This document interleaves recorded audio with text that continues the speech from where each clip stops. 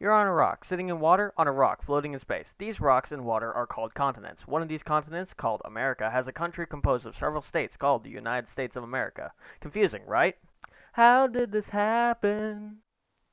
A long time ago, a man named Columbus came over to America to colonize it. Except not actually. He actually landed 1,000 miles away in the Bahamas. Great start. Anyways, they soon found resources like gold, wood, and other cool things. But they soon discovered a problem, and that's the natives. Hey, can you not pillage our lands for all of its resources? No! And then Columbus pillaged their lands while also setting up trade routes to pillage faster, and also killed a couple million natives. So, a bunch of people from Europe also found out about America and decided they wanted a slice of that non-existent cake. And now everyone has colonies. Britain has colonies, Spain has colonies, heck, even France has colonies. The natives now are having even more of their land taken and having their people murdered by all the newcomers, except France. The natives in France were pretty chill with each other, which could not be said for France and Britain. Britain has attacked France's colonies, starting a war. France needed help. Yeah, so we need help with someone. Who? Britain. I hate that guy. We'll help. So, France and the natives teamed up to take down Britain and stop their attacks. Surely they would win. They have more knowledge of the land, they have the advantage of the elevated ground of the north. What do you mean they immediately lost? Okay, so France lost, but Britain is now in debt, and they needed money.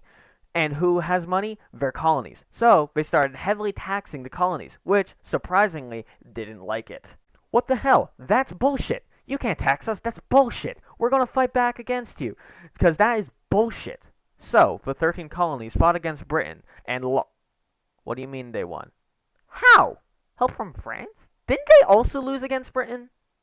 Okay, so America won somehow against a global superpower, but now they need a government and a person in charge because that battle with Britain may or may not have made them their own thing, separate from Britain.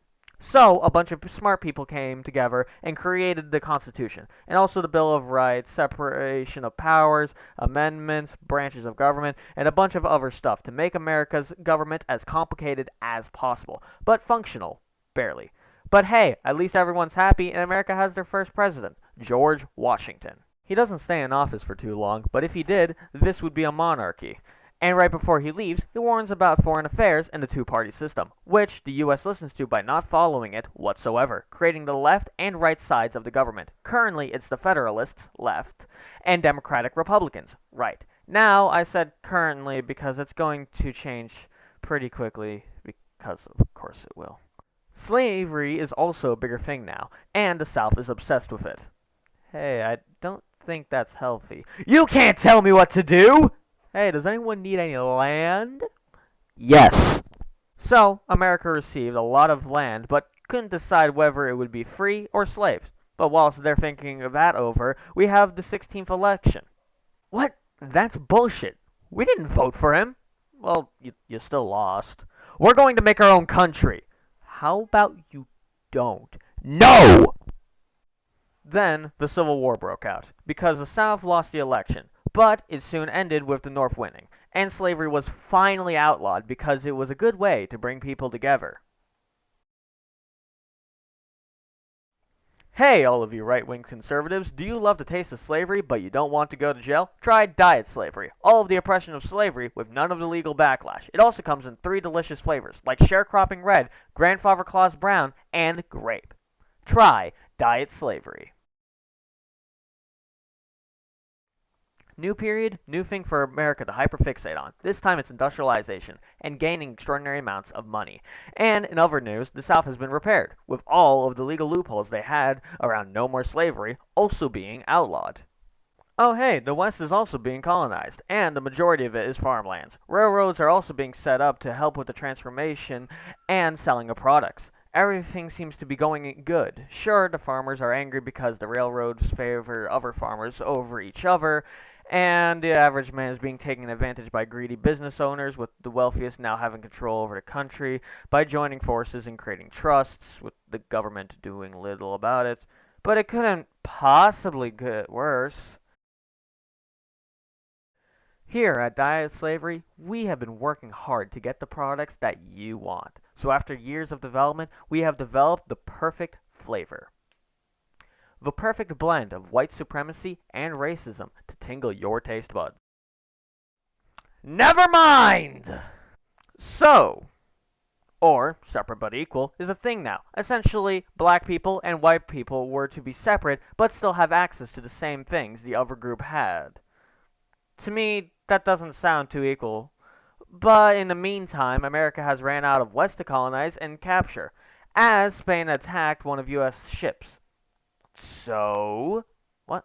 No, we didn't. So America decided to obliterate them from existence. What? Anyways, America now has the ability to buy Philadelphia, which means more land. So America is quenched for the time being. But on a totally unrelated note, the first and only World War starts because Germany wants to expand. But the US doesn't seem to care all too much and just makes money off the whole thing by selling weaponry. Until Germany tried to convince Mexico to attack the US and destroy one of their ships. Oops, the economy just crashed due to the overuse of non-existent money. Good thing FDR is here to help everything with his New Deal, alphabet agencies, and new laws granting affordable health care, minimum wage, workers' rights, and various other helpful changes. By the way, political update, the Democrats are left and Republicans are right. Oh hey, World War II, the sequel, just started. I thought we didn't need another. It's fine. Germany once again wants to expand, but this time it's being led by a man who was rejected from art school, has a terrible mustache, and a deep hatred for Jews. Japan is also here and kindly asks America to leave them alone and stop meddling in their plans for world domination. I mean taking over China and Asia. They kindly ask America to go away by bombing one of their military bases, which gets America involved in the war. And they had just invented some new toys. And due to Hitler surrendering, they had the perfect place to try them out and end the war sooner. Twice. You got all that? Good, because we're not done yet. America is once again terrified of something, and that's Russia, and communism, and USSR. In a time called the Second Red Scare, specifically that they were trying to take over the world and had spies in USA, taking it down from the inside. America wanted to do something about it. They had to do something about this. And they did. Containment, baby! How can communism and Russia become more powerful if they can't spread? And so starts the Cold War, a bloody and world-ending event where both sides were nah, I'm just joking. There was a lot of fighting over in the three-ish wars and few rebellions during the time, but the war only came close to ending. Everything else was either a pissing contest or political debate. Speaking of wars, the Korean War and Vietnam War were some of those said wars, part of the Cold War. Both were events where the North, being communist and having good relationship with the USSR, wanted to spread south, where the US would come in and try to stop them. Sometimes it was successful, other times not so much. There was also the Cuban Missile Crisis, which ended with an agreement where both sides would dismantle and remove the missiles that they had set up near each other's areas.